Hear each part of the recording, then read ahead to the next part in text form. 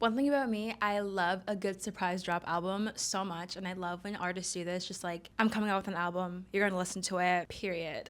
What's up, Much Music? My name is Maya, and today we're gonna be talking about Tyler the Creator's album, but not the music, the statement that he wrote. I literally absolutely love when artists release statements for albums. Like, one thing about me, I'm gonna read an album statement because I wanna see what they have to say. I wanna see what they got their inspiration from, how they thought the album was gonna look. I love it. Let's dissect the statement Tyler the Creator wrote because I think it was great.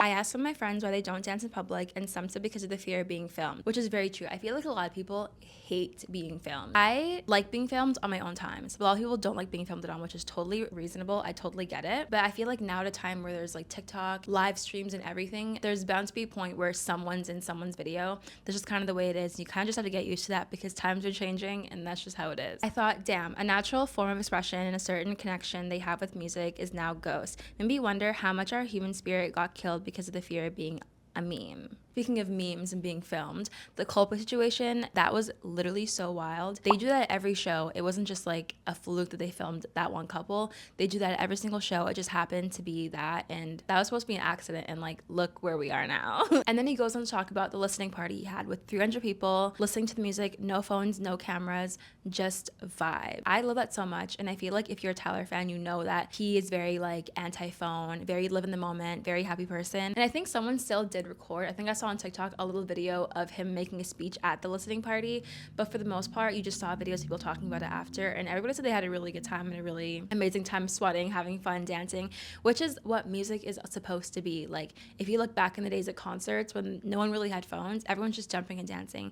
And I feel like people, I'm like on both sides of this though, because I feel like some people think that like you record so much on your phone. Like, I personally, I love recording concerts. I will record concerts forever, and I actually do go back and watch them. He says, I played the album front to back twice, and it felt like that pent-up energy finally got released, and we craved the idea of letting more of it out. There was a freedom that filled the room, a ball of energy that might not be translated every speaker that plays within the album, but man, did that room nail it. And I love that artists can do this because honestly, more artists should do this. It's so fun. And I honestly feel like the whole being filmed thing, or just like fear of being perceived, is so real. I feel like now with social media, everyone's anxiety is like so up. I know mine is for sure. And club culture as well. Like, you go out to the club, no one's dancing, everyone's standing there.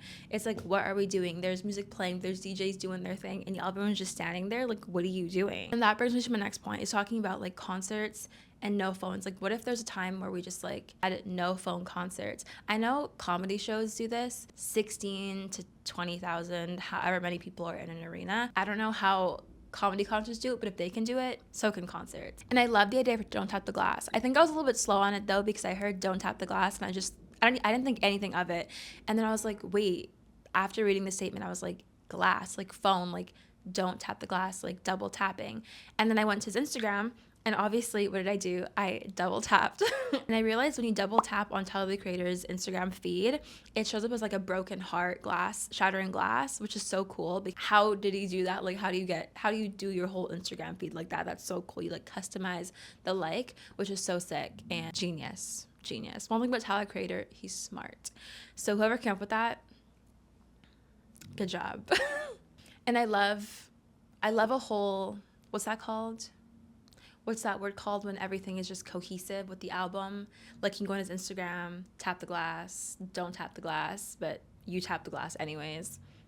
But going back to my point about concerts and no phones, I feel like it's also really hard these days too, because TikTok is so popular and there's like content creators, influencers that are posting their experiences. And especially if you go to like an opening night of a show, like you want to see all those videos. I'm like refreshing TikTok every time there's an opening night of a concert or an artist that I really like and I want to see what the show is. So if there's no phones, you would never know, and it'd be a surprise. Kind of like comedy shows where like obviously they don't want you recording because if you go, you're going to know all the jokes. So what if there's a tour? I wonder if there's an artist that would do a no phones tour, so you just never know what to expect until you get there. Actually, I think Bruno Mars literally does that. Never mind. I think he literally does that because you don't even know what to expect at the shows. I feel like I want to go more because I'm like, what is everyone saying about Bruno Mars concerts? Like, everyone's saying they're so good, but I've never seen videos, so like I want to go see. I feel like if more mainstream artists did that, it would be such like a more of like, I need to go see the show because I don't see it anywhere else. Because honestly, there are some concerts where I'm like, I don't even need to go to this concert because I watched that whole thing on TikTok. You know what I mean? So that's just my question for today. Do you think some artists or more artists should be doing no phone concerts or not? Let me know down below. And thank you so much for watching this video. And yeah, peace. Much love. Bye.